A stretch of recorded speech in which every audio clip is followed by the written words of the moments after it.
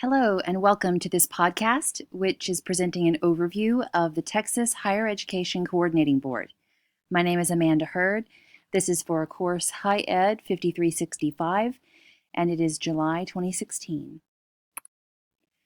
To start with, we'll go over some of the very basic aspects of the board, which are that it was created in 1965 by the Texas legislature to oversee all post-secondary public institutions in Texas. It is made up of 9 trustees appointed to 6-year terms, and they are appointed by the governor. The board meets 4 times a year. A little bit of history on the creation of the Texas Higher Education Coordinating Board is of particular interest to Bearcats because Sam Houston State Teachers College played a role in the creation of Texas Higher Education Administration as it exists today. In May of 1961, Rupert C. Coninger, a professor at Sam Houston State Teachers College, was dismissed from his position as department chair of the sociology department. He was dismissed due to pressure placed on the SHSTC president, Harmon Lohman, by the Texas State Teachers College Board of Regents and some other right-wing politicians who disapproved of Coninger's stance on civil rights. Upon his dismissal, the Texas Association of College Teachers censured Sam Houston State Teachers College and President Lohman. Soon after, the American Association of University Professors placed the college on its list of censured administrations. Other Texas lawmakers, including Charlie Wilson, joined the fight for reform in Texas higher education, and the Texas Higher Education Coordinating Board was formed in 1965. The mission and values of the board are: it is the mission of the board to promote accessible, affordable, and high-quality education to Texas residents that is cost-efficient and strives to make Texas a leader in providing an educated workforce that can compete both nationally and internationally in the global market. The core values are accountability, efficiency, collaboration, and excellence. The roles and responsibilities of the coordinating board are: the THECB is responsible for providing coordination. They work with lawmakers and develop long-term plans for Texas higher education, as well as reviewing and approving academic and technical degree programs offered at public institutions. Information, they provide information to state policymakers and to the public. We'll touch on it a little later in the podcast, but there's a wide range of resources that are offered on the THECB website that are available for people who work for higher education, who serve as members of governing boards, and the public in general. And lastly, administration. The board serves to administer state and federal programs such as the Henson Hazelwood Student Loan Program, Graduate Medical Education Grant Programs, Perkins Technical Vocational Funds, etc.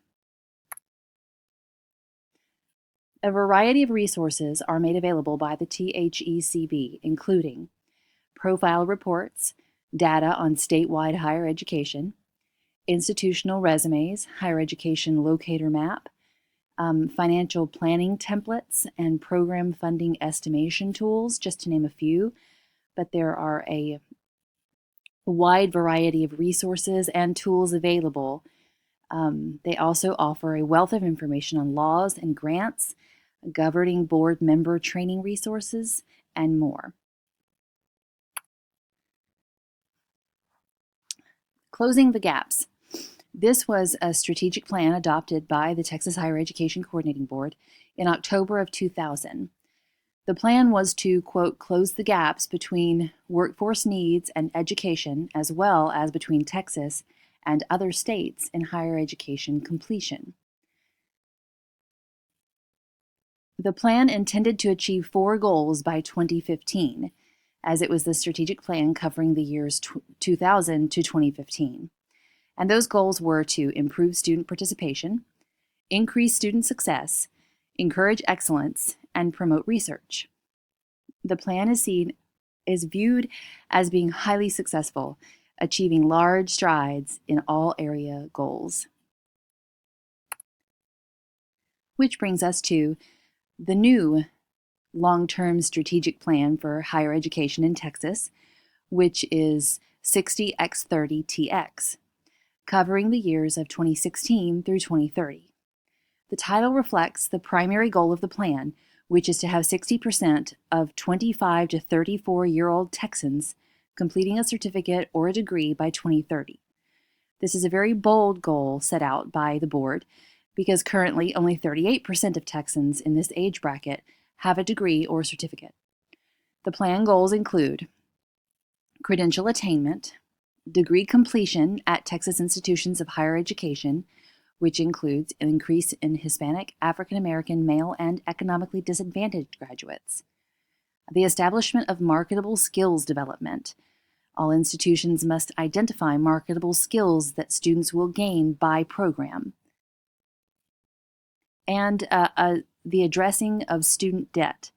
The goal is for student debt not to exceed 60% of first-year wages that the graduate will have upon finishing their degree.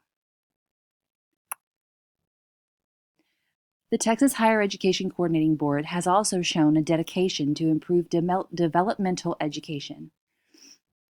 The THECB set out a goal for transforming developmental education in the state by the fall of 2017 and to significantly improve the success of underprepared students through the use of individual diagnostic assessments and non-traditional instruction methods.